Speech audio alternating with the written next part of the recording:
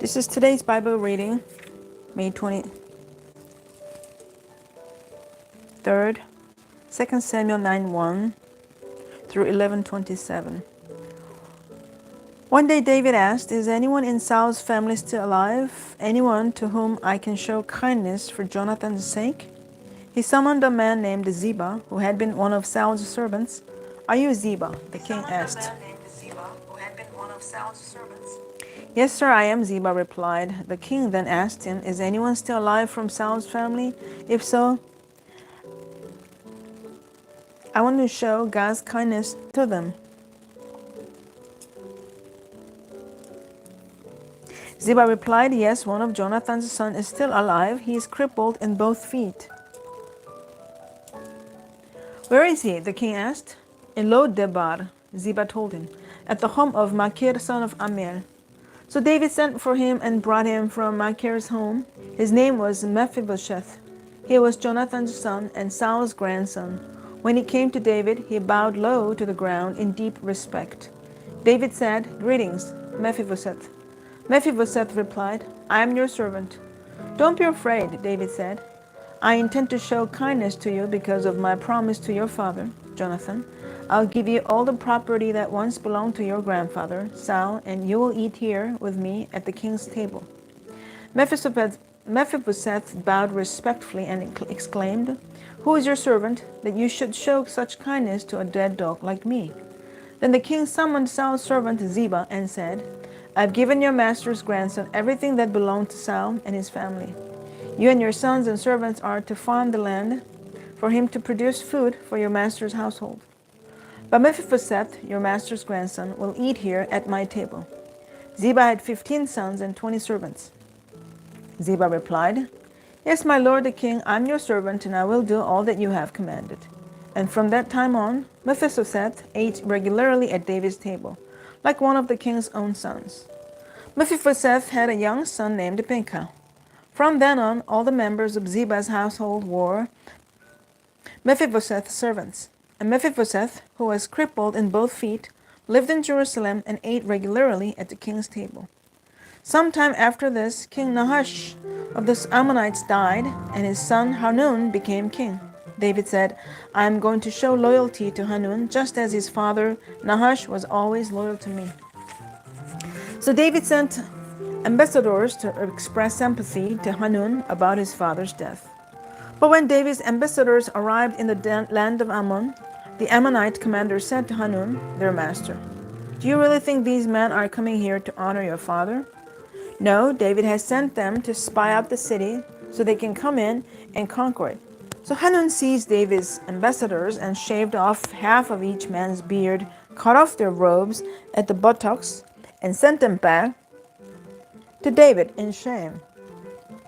When David heard what had happened, he sent messengers to tell the men, "Stay at Jericho until your beards grow out and then come back," for they felt deep shame because of their appearance. When the people of Ammon realized how seriously they had angered David, they sent and hired 20,000 Aramean foot soldiers from the lands of Beth Rehob and Zobah, 1,000 from the king of Makkah, and 12,000 from the land of Tob. When David heard about this, he sent Joab and all his warriors to fight them. The Ammonite troops came out and drew up their battle lines at the entrance of the city gate, while the Arameans from Zobah and Rehob and the men from Tob and Makkah positioned themselves to fight in the open fields.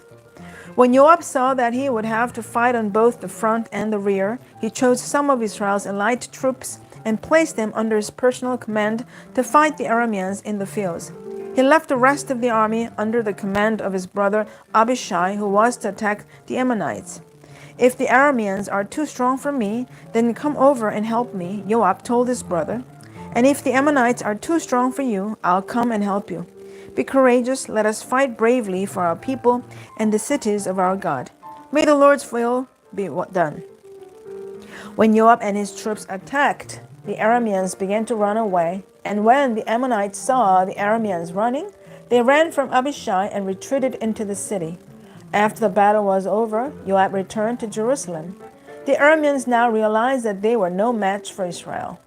So when they regrouped, they were joined by additional Aramean troops summoned by Hadadezer from the other side of the Euphrates River. These troops arrived at Halam under the command of Shobak, the commander of Hadadezer's forces. When David heard what was happening, he mobilized all Israel, crossed the Jordan River, and led the army to Halam. The Arameans positioned themselves in battle formation and fought against David. But again the Arameans fled from the Israelites. This time David's forces killed 700 charioteers and 40,000 foot soldiers, including Shobak, the commander of their army. When all the kings allied with Hadadezer saw that they had been defeated by Israel, they surrendered to Israel and became their subjects. After that, the Arameans were afraid to help the Ammonites.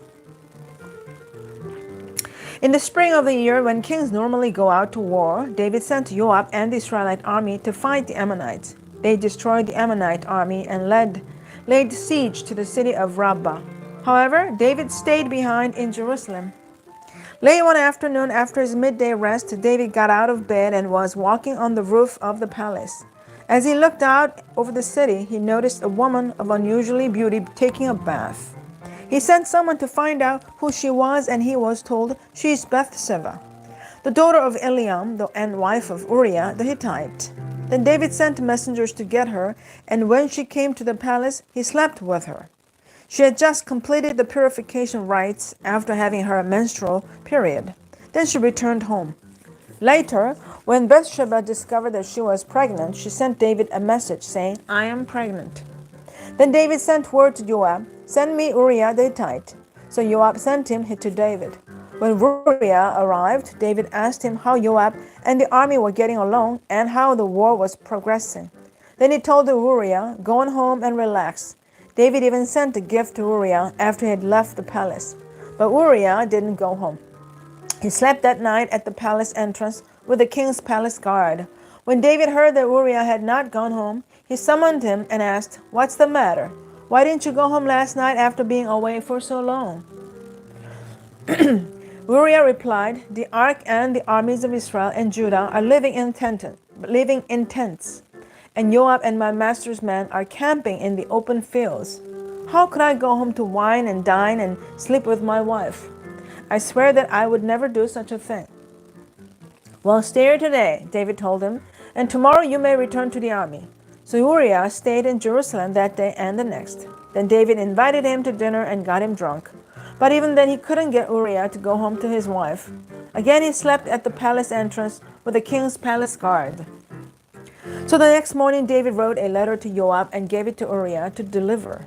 The letter instructed Joab, "Station Uriah on the front lines where the battle is fiercest.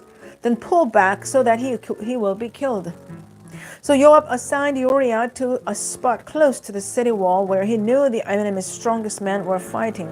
And when the enemy soldiers came out of the city to fight, Uriah the Hittite was killed, along with several other Israelite soldiers. Then Joab sent a battle report to David. He told his messenger, "Report all the news of the battle to the king." But he might get angry and ask, "Why did the troops go so close to the city? Didn't they know there would be a shooting from the walls? Wasn't Abimelech, son of Gideon, killed at Thebez by a woman who threw a millstone down on him from the wall? Why would you get so close to the wall?" Then tell him Uriah the Hittite was killed too. So the messenger went to Jerusalem and gave a complete report to David. "The enemy came out against in the open fields," he said, "and as we chased them back to the city gate, the archers on the wall shot arrows at us. Some of the king's men were killed, including Uriah the Hittite." "Well, tell Joab not to be discouraged," David said. "The sword devours this one today and that one tomorrow.